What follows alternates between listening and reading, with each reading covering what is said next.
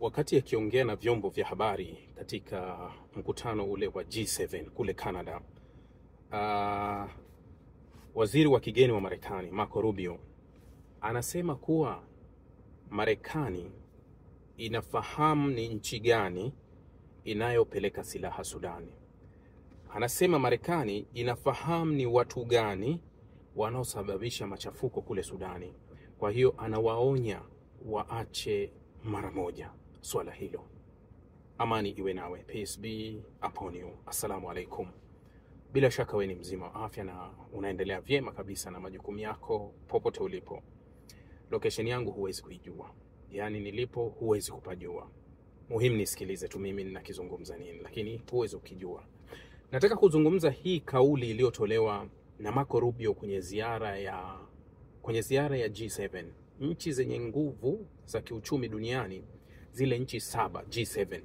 Unajua zamani zilikuwa 8. Zamani kulikuwa kuna G8. Kabla ya mwaka 2014 kulikuwa kuna G8 ambayo 8 ilikuwa ni Urusi.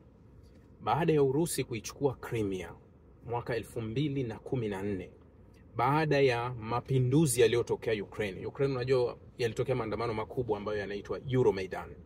Yale maandamano ya Euromaidan ndio yalimweka madarakani Poroshenko. Hayo maandamano yalitafsirika kama Euromaidani. Haya maandamano yakapelekea Urusi kwenda kuchukua peninsula ile ya Crimea, eneo la Crimea ambalo kwa sheria za kimataifa, kwa mujibu wa mipaka ya kimataifa, Crimea ni mali ya Ukraine. Licha ya kuwa ukirudi nyuma sana kihistoria, unakuta kuwa Crimea ilikuwa ni Urusi. Sasa walivyokuja kwenye mipaka ya kimataifa, Crimea ikawa ni Ukraine. Urusi wakaichukua wakati rais wa Marekani wakati huo alikuwa ni Barack Obama. Baada ya Urusi kuichukua Crimea, wale washirika wenye nguvu wakaamua kumtoa yeye katika ile G8, wakabaki 7. Ndio leo wanatambulika kama G7 baada ya kumngoa Urusi. Manake Urusi alikuwa ni 8, yani nchi 8 zenye nguvu zilikuwa, lakini sasa wamekuwa ni G7. Sasa katika mkutano uliokuwa unafanyika Canada, Marco Rubio amesema kauli hiyo kuwa yeye anafahamu kuwa kuna nchi zinazosaidia silaha au zinazosambaza silaha kwa RSF, anazijua, lakini Rubio hakuitaja nchi hiyo. Licha ya kuwa taarifa ya vyombo vya habari ulimwenguni mbalimbali vimeishazungumza kuwa anayepeleka silaha kwa RSF ni Imarati. Taarifa mara kadhaa za mashirika kama ya Umoja wa Mataifa na mashirika ya uchunguzi duniani. Kuna taarifa moja mpya kabisa imetoka Marekani jana. Inasema kuwa kiongozi wa mashariki mwa Libya, Khalifa Haftari, anasambaza mafuta kwa vikosi vya RSF vilivyopo Darfur. Unajua Darfur, lile jimbo ambalo liko magharibi mwa Sudani, ni moja ya majimbo makubwa kabisa katika Sudan. Darfur yani ni jimbo pekee katika majimbo ya Sudani ambalo linapakana na nchi kadhaa. Yani hata ukianzisha nchi ndani ya Darfur bado utakuwa ni nchi, kwa sababu juu anapakana na Libya, anapakana na Chadi, anapakana na Jamhuri ya Afrika ya Kati, anapakana na jirani zao Sudani Kusini, katika jimbo moja la Darfur. Sasa vyombo vya habari vya Marekani vimetaja na vimesema kuwa Jenerali Khalifa Haftari ameagizwa na Imarati kusambaza mafuta kwa vikosi vya RSF kule Darfur. Hii ni kashfa nyingine mpya. Ondoa kashfa ya usambazaji wa silaha ambayo anahusika moja kwa moja Imarati na ametajwa mara kadhaa. Yaani unajua kwenye mgogoro wa Sudani, Imarati anasimama kama vile Rwanda kwenye mgogoro wa Kongo. Mara zote taarifa na uchunguzi unathibitisha kuwa Rwanda ana usaidizi na vikosi vya M23.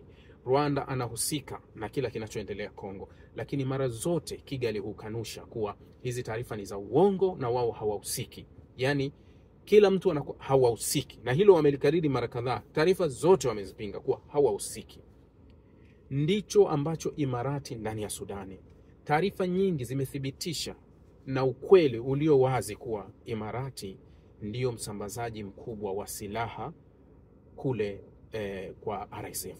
Lakini Imarati mara zote wamekanusha kuwa hawasambazi. Vyombo vya habari kadhaa vimetoa taarifa ambayo ilionyesha usambazaji kuanzia mwanzo wa mgogoro ambao ulikuwa unapitia Chad. Lakini usambazaji mwingine upo Kosota, ambapo umeonekana kuwa kuna silaha zilikuwa zinatua Kosota. Kosota ni moja ya visiwa maarufu sana, kiko Yemen. Imarati pia ana ushawishi pale kwa sababu anafadhili serikali ya pale. Silaha zinapita pale. Lakini imetajwa airport ya Bosaso. Bosaso ni airport, ina airport ambayo iko Puntland kule Somalia.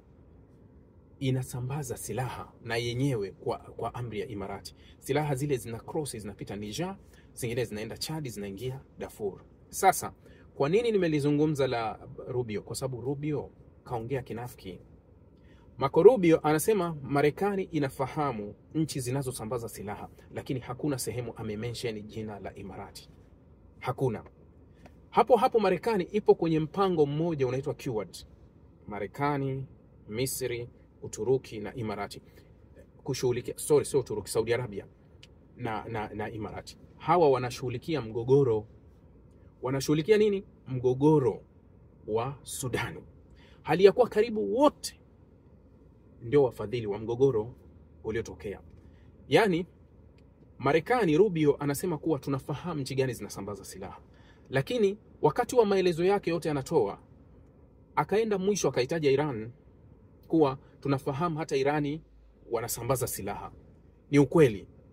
Irani imetajwa kutumia droni zake kupeleka katika jeshi la Sudan. Misri wana supply silaha kwa jeshi la Sudan. Uturuki pia wanafanya hivyo pamoja na Saudi Arabia wanasambaza hivyo.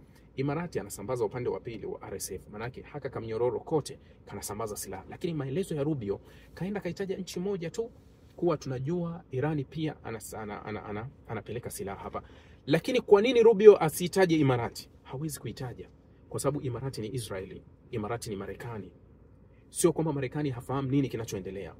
Taarifa zaidi za vyombo vya habari zinaonyesha kuwa Imarati imesambaza silaha hata ilizopewa au ilizouziwa na Uingereza. Kuna silaha za Uingereza zimepatikana kule Sudani, zimeonekana zinatumika, kwa sababu pia hata hao wapiganaji wa RSF wengine hutamba kwa kujisifu kwenye mitandao ya kijamii kuwa wanapokea silaha kutoka kwa Imarati. Biashara kubwa inayoendelea sasa kati ya Imarati na Sudani. Unajua hakuna eneo lenye utajiri mkubwa kwa Sudani kama Darfur. Darfur ina dhahabu ya kutosha. Jimbo la Kordofan lina mafuta ambao udhibiti wake uko chini ya jeshi. Darfur kuna dhahabu ya kutosha. Sasa smuggling kubwa ya dhahabu inayotoka Darfur inatua Dubai. Wale mliosafiri kwenda Dubai mnajua kabisa pale Souk Dhahab au Gold Market iliyopo pale Dubai mjini kabisa pale. Ukitoka Dera upande wa pili kama baharini unakuja kwa hapa. Kuna soko kubwa la dhahabu ambalo dhahabu zimejaa. Mamia ya matani ya dhahabu husafiri kutoka Sudani kila mwaka kwenda Imarati. Sasa Imarati si tu kuwa inapokea dhahabu.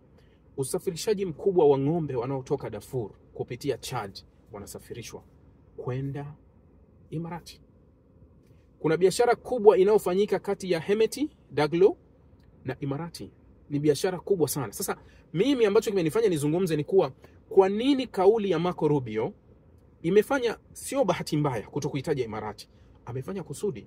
Kwa nini washirika wa Marekani usiwataje kuwa hawa wanahusika ni huyu na huyu? Kwa sababu ukiangalia mnyororo mzima wa wanaopeleka silaha wote wanahusiana na Marekani. Manake kuwa Marekani ana uwezo wa kuwadhibiti ambao anafanya nao kazi. Saudi Arabia, Marekani. Uturuki, Marekani. Misri, Marekani. Imarati, Marekani Muisraeli kabisa. Hawa ndio wanaofadhili na hawa ndio wanachofanya kile kinachotokea. Wakati dunia inapolalamika kuwa kuna mauaji ya halaiki kule Sudani kuna genocide inatokea. Hakuna. Wanaohusika na genocide ni manamba. Unaweza kusema kuwa ni wapambe wa hawa ambao huwa wana lebo wenzao.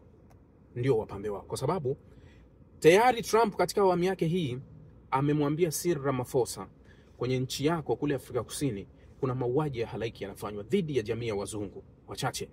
Kuna mauaji ya halaiki. Utawala huu umeionya serikali ya Nigeria kuwa kuna mauaji ya halaiki ya Wakristo yanafanyika kwenye nchi yenu.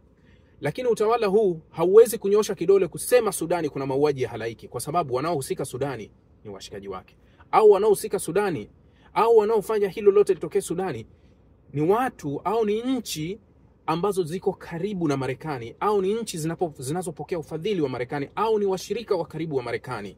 Leo hii Marekani, Marco Rubio hawezi kusema kuwa ilikuwa bahati mbaya kuto kuinyoshea kidole Imarati, hali ya kuwa ripoti zote zinainyoshea kidole Imarati. Kwa sababu ni juzi bwana Trump ametoka pale na akapewa mkataba wa 1.4 trillion uwekezaji wa Imarati. Usisahau kuwa Imarati imekuwa na ushirikiano wa karibu mno na Israeli, na ndio Imarati imekuwa ikipambana na nchi za Kiarabu zinazokuwa kinyume au dhidi ya Israeli kwa kipindi chote.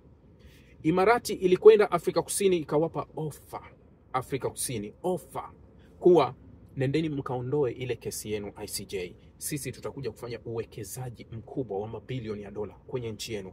Wazulu wakamwambia hatutaki, sisi tunataka tutekeleze haki. Hiyo ni Imarati. Sasa ule unafiki ambao tunaonyeshwa na viongozi ikiwemo Marco Rubio kusema tu kuwa tunafahamu nchi ambazo zinasaidia, au tunafahamu nchi zinazofadhili, tunafahamu nchi zinazopeleka silaha kwa Sudani, haitoshi. Kwa nini hataki kuzitaja hizo nchi, na kwa nini hawachukui hatua dhidi ya nchi ambazo zinafanya ufadhili mkubwa wa silaha na mauaji yanayoendelea, ubakaji unaoendelea, kila uovu unaofanyika Sudani? Maana yake kuwa dunia haiko sawa. Kila tatizo litatazamwa kwa aina ya nani anafanya tatizo, na nyuma ya lile tatizo yuko nani. Kwa sababu mara kadhaa tumezungumza kuhusu ukaliaji, tukazungumza kuhusu ukaliaji wa Israeli eneo lote la Palestina, lakini Uturuki anaikalia Cyprus. Uturuki ni mshirika wa Marekani. Asilimia zaidi ya 37 ya Cyprus iko chini ya toka mwaka 74 anaikalia. Lakini Morocco anaikalia Sahara, na Marekani kaisha ibariki kuwa Sahara ni ya kwako, kwa sababu Morocco mwaka 2020 alisaini makubaliano ya Abraham, ile Abraham Accord, alisaini akaitambua Israeli. Marekani wakamwambia tumetambua kuwa Sahara ni yako, na Israeli wakamwambia Sahara ni yako. Kwa hiyo wakati tunapigania kile kitu kinaitwa haki, tufahamu kabisa kuwa kivuli tunachokitegemea kwa haki sio kivuli cha haki. Hiki kivuli ni cha uovu ambacho kina double standard nyingi, na kinaitazama haki pale tu kinapokuwa na maslahi nayo, lakini inapokuja kuwa kinyume cha kwao, haki haipatikani. Tujifunze kutatua matatizo yetu wenyewe bila kushirikisha wengine, kwa sababu ndani ya kuwashirikisha wao hakuna la maana tulalipata, kwa sababu hawatutazami kwa jicho tunalofikiria sisi. Wao hututazama tuna nini, tunamiliki nini, watapata nini kupitia sisi. Asanteni.